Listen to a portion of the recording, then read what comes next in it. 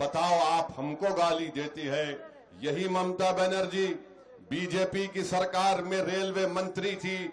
आज टीएमसी के लोग ओवैसी पर उंगली उठाते हैं।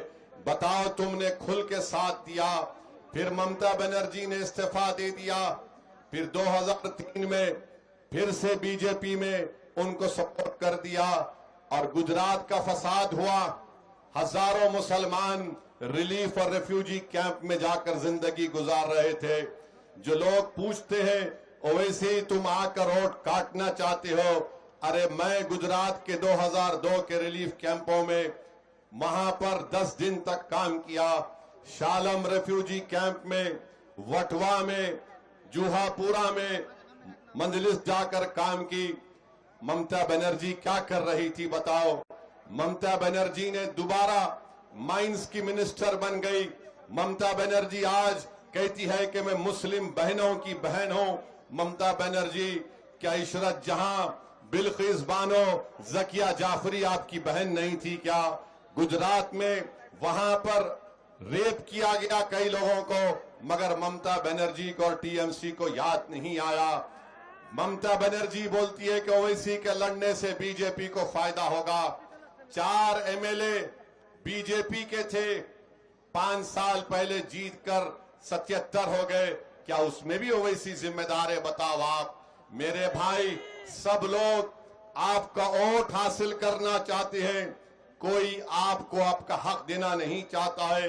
ये समझते हैं कि मुस्लिम समाज है तो ये गाय और भैंस है, इनका वोट ऐसा हासिल कर लो जैसे गाय और भैंस से दूध हासिल किया जाता है।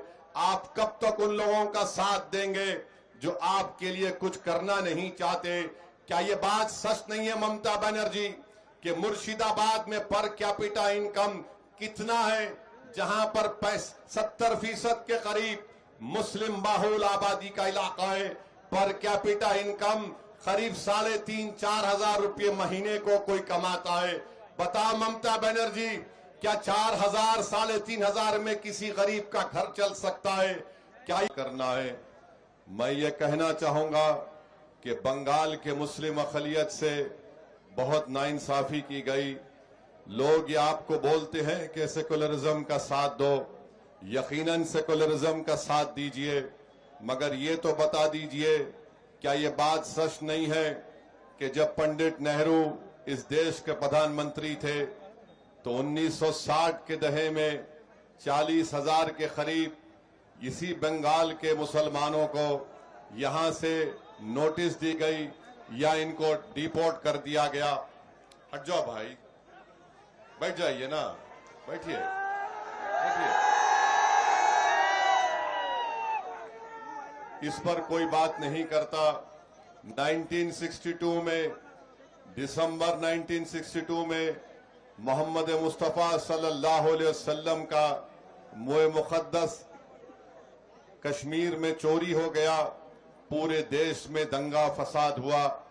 ये जो सेकुलरिज्म की दुहाई देने वाले हैं इतने बेशर्म हैं कि ये बता नहीं सकते कि 8 लाख मुसलमानों को मौजूदा बंगाल से ईस्ट पाकिस्तान जब नहीं बना था, मौजूदा बांग्लादेश में ढकेल दिया गया।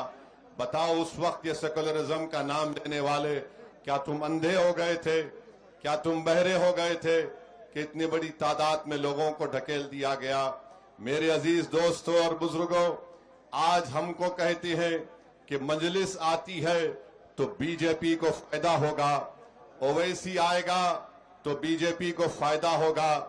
मैं टीएमसी के लोगों को और ममता बनर्जी को बताना चाह रहा हूं, 26 साल पहले 1998 में यहीं से ममता बनर्जी ने बीजेपी से अलायंस करके दुमदुम पार्लियामेंट की कॉन्स्टिट्यूंसी से बीजेपी के एक कैंडिडेट को एमपी बनाया। क्या उस वक्त असदुद्दीन ओवैसी आकर ममता बनर्जी के कान में फूंक कर बोला कि तुम बीजेपी से अलायंस कर लो? 1999 में दूसरी मर्तबा बीजेपी का एमपी बना ममता बनर्जी के अलायंस की वजह से। ममता बनर्जी के घर को असदुद्दीन ओवैसी नहीं गया, मगर आप ममता बनर्जी को वोट देते गए तो ममता बनर्जी के घर को बीजेपी का प्रधानमंत्री